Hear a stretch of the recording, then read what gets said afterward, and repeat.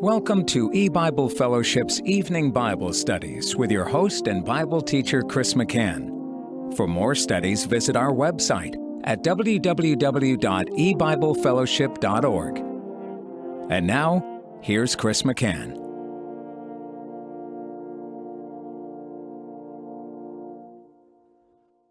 Good evening and welcome to eBible Fellowship's Bible study in the book of Genesis. Tonight is study number 24 in Genesis chapter 35, and we're going to begin reading from verse 19. And Rachel died and was buried in the way to Ephrath, which is Bethlehem. And Jacob set a pillar upon her grave, that is the pillar of Rachel's grave unto this day. And Israel journeyed and spread his tent beyond the tower of Eder. And I'll stop reading there. Well, we saw in our last study that Rachel's travail, her hard labor, she died in giving birth to her son Benjamin, that this very closely parallels an account in the book of 1 Samuel in chapter 4 with Phinehas's wife, who was Phinehas, the son of Eli the high priest, and she happened to give birth the very day that the Israelites lost the battle to the Philistines. And in that battle, her husband, as well as his brother Hophni and Phinehas, died, and the ark of God was taken, and the news report that reached back to Shiloh and came to the ears of Eli the high priest shocked him so much that he fell over backwards, and in falling he broke his neck and died. And it was at that time, at that moment, that Phinehas's wife was in delivering the child, and she died in that birth just like Rachel died.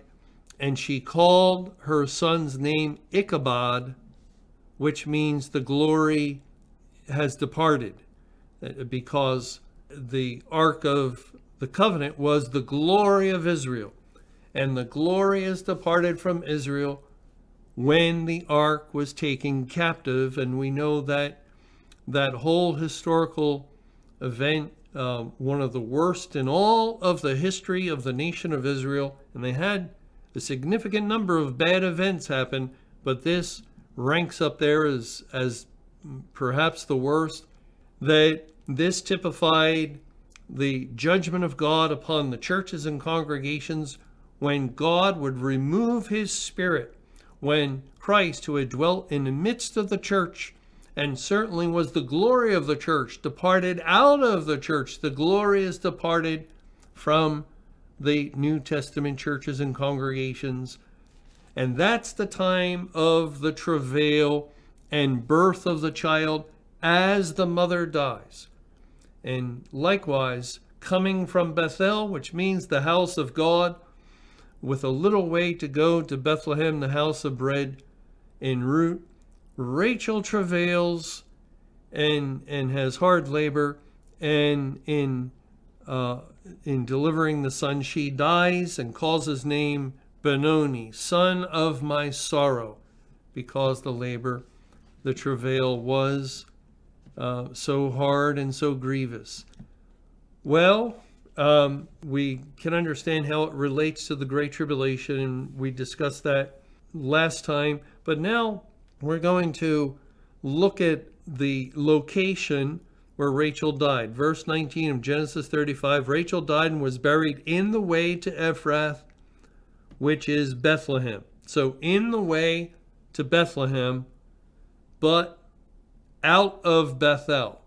And I mentioned that this may identify with that period of time, that transition period from one rain to the early rain to the latter rain, from one season of fruits, the first fruits representing all that became saved in the churches, to the final fruits, the great multitude out there among the nations, and in between 2,300 grievous evening mournings. And yet there were numbers of people that came out of the church. They had been saved in the church. Therefore, they were spiritually conceived, as it were, in the churches and congregations. And they came out, and Rachel, I'm not sure exactly who she is representing. Her name means the ewe lamb. So she's like a sheep, and she is giving birth. I think she would have identification with the churches, with the bringing forth of God's elect, the fruitfulness in the churches and congregations. And actually Ephrath identifies, it's related to fruitfulness, that word, and Bethlehem, the house of bread. But it's in this in-between sort of location, just like there was a famine in between the rains and a famine in between the gathering of fruit. Well, it also tells us that she was buried, and in verse 20, Jacob set a pillar upon her grave. That is the pillar of Rachel's grave unto this day. The word pillar is the usual word for pillar. It's the same word when Jacob set up a pillar of stones back at Bethel that night when he was sleeping and had the encounter with God, and he set up a pillar. There's been several pillars set up when he made the covenant with Laban. They set up a pillar, and so forth. So a pillar is a memorial, and I think we can understand it also to represent the gospel of God, and that's why the statement is made that the pillar of Rachel's grave unto this day. Often when we read that phrase, unto this day, it's really presenting an eternal principle, something that continues on, even though historically what is said to be unto this day may not exist anymore in our day and age. But as far as on the spiritual level, it's a principle that is established and that continues on forever. Well, we read of Rachel's grave here, and we also read of her grave in another place, and that's in 1 Samuel chapter 10, where it's just mentioned for some reason. We read in 1 Samuel 10, starting in verse 1, Then Samuel took a vial of oil and poured it upon his head and kissed him and said, Is it not because Jehovah hath anointed me to be captain over his inheritance? Now, he's anointing Saul to be king over Israel. Then in verse 2, When thou art departed from me today, then thou shalt find 2 men by Rachel's sepulchre in the border of Benjamin at Zelzah, and they will say unto thee, The asses which thou wentest to seek are found. And then it continues with the historical account. But notice, Saul is told when he departs from Samuel, he'll find 2 men by Rachel's sepulchre in the border of Benjamin at Zelzah. Now, Zelzah is only used here. It's the only time this word is found in the Bible. And it's a compound word that means one of the 2 words that form the word Zelzah would be translated as clear or plain. For example, in Isaiah 32:4, ready to speak plainly. And that has to do with clear speech. And the other word is shadow, that's used fairly often when Jonah sat under the shadow of the booth or the tabernacle in the book of Jonah. It's that word. So together it would be clear or plain shadow, and I'm not sure what that means, but it's in the border of Benjamin at Zelzah. It apparently was a place, but we're also told it's the border of Benjamin. the border of Benjamin. Rachel's sepulcher is located in the border of Benjamin, and that's helpful because we know she died giving birth to Benjamin. And we wonder, is it possible that God gave that land to the tribe of Benjamin? We know that the inheritance for each of the tribes was chosen by Lot, and that doesn't mean it wouldn't be according to God's will, that he could not do something like that, because the Bible tells us the lot is cast into the lap, but the whole disposing thereof is of Jehovah. So apparently God, in meting out the land for inheritance to the tribe of Benjamin, included the area either where Rachel died or near where Rachel died. And if we go to Joshua chapter 18, in Joshua 18, we read in verse 11 of Benjamin's inheritance. It says, "And the lot of the tribe of the children of Benjamin came up according to their families, and the coast of their lot came forth between the children of Judah and the children of Joseph." So Benjamin's lot, where their land would be, where you could find the tribe of Benjamin, was in between Judah and the children of Joseph. And the children of Joseph here would be a reference to Ephraim. So in between Judah and Ephraim lie Benjamin, the tribe of Benjamin. And we know that they're coming from Bethel on the way to Bethlehem. Bethlehem is in the land of Judah. It's a part of that inheritance of the tribe of Judah. That's where Bethlehem is. Well, where is Bethel? Let's go to Judges chapter 4. Judges 4, and we read in verse 5 of Deborah, "And she dwelt under the palm tree of Deborah between Ramah and Bethel in Mount Ephraim. And the children of Israel came up to her for judgment." So Deborah dwelt under the palm tree between Ramah and Bethel in Mount Ephraim. So the location of Bethel is in Ephraim. The location of Bethlehem is in Judah. And according to Joshua 18:11, in between is Benjamin, or it would fit in between Ephraim and Judah. And so that is interesting. I don't know the spiritual meaning of that, but it helps us to understand that God did indeed give this portion of land where Rachel died, and 1 Samuel 10:2 says that Rachel's sepulcher was at the border of Benjamin, that God gave it to the tribe of Benjamin, who were descendants of the son named Benjamin, born in that very spot as Rachel travailed and died. It's just an interesting tidbit that we can take a look at. Now, another interesting thing is that Rachel is married to Jacob. Jacob is one of the major patriarchs. Again and again, the Bible speaks of Abraham, Isaac, and Jacob.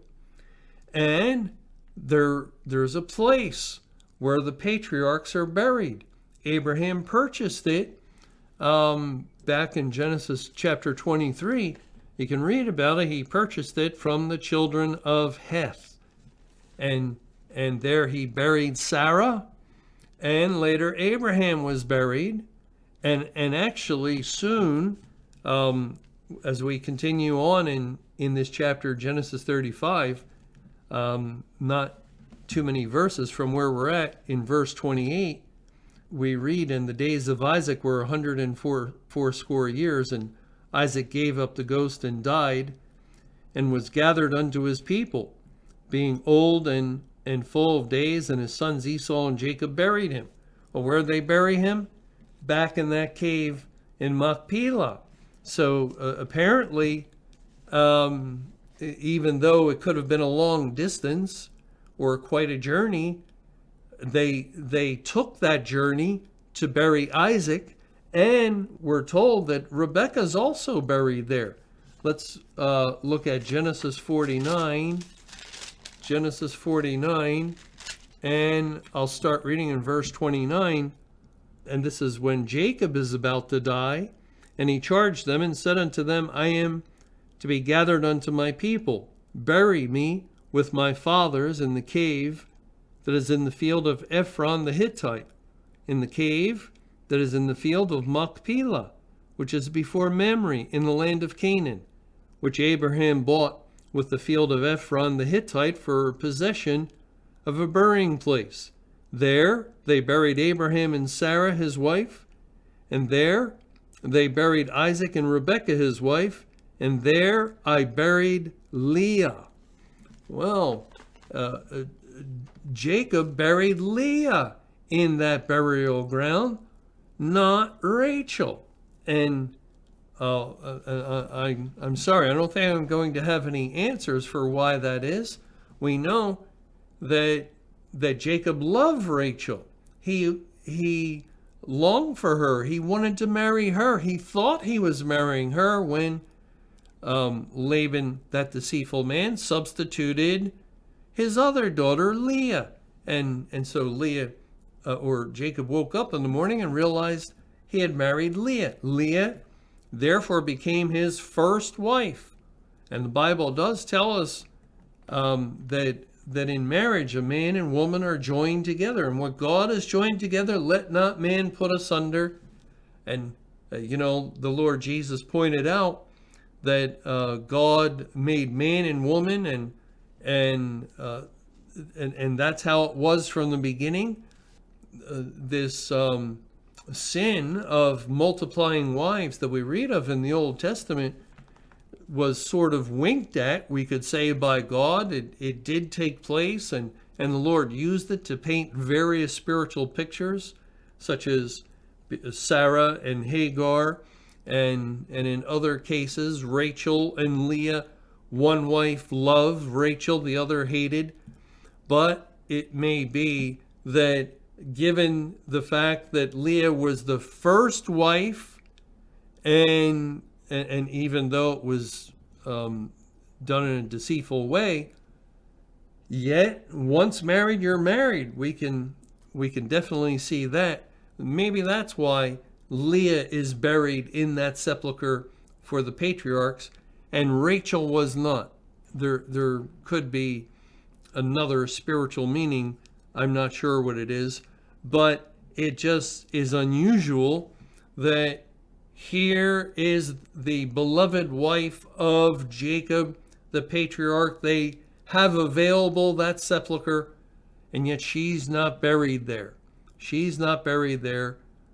She's buried in this place where it's out of Bethel and on the way to Bethlehem, but they were traveling, they were sojourning, and I'm not, again, sure of the spiritual significance of all this, but it's just information for us that we can consider and pray about. Maybe the Lord will give us wisdom by the time we reach Genesis 49. And actually, I'm not aware that we read of Leah dying anywhere as we read of Rachel dying, that it's just sort of stated at that point. Is it possible that Leah has already died before Rachel and was buried in that cave? Yeah, that could be a possibility. I'll have to check that out.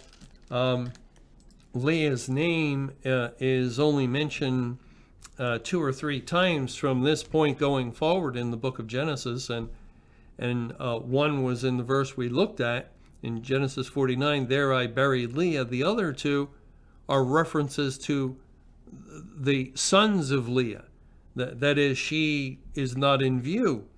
And so again, that would leave open the possibility that she had died prior to Rachel. Well, okay. Lord willing, in our next study, we're going to move on to verse 21 that speaks of Israel journeying and spreading his tent beyond the Tower of Eder. And we'll investigate this Tower of Eder. What does it represent, and what could be the spiritual meaning of this tower? Thank you for joining us for eBible Fellowship's Evening Bible Studies with your host and Bible teacher, Chris McCann. For more studies and information, visit our website at www.ebiblefellowship.org. Until our next Bible study, may the Lord's perfect will be done.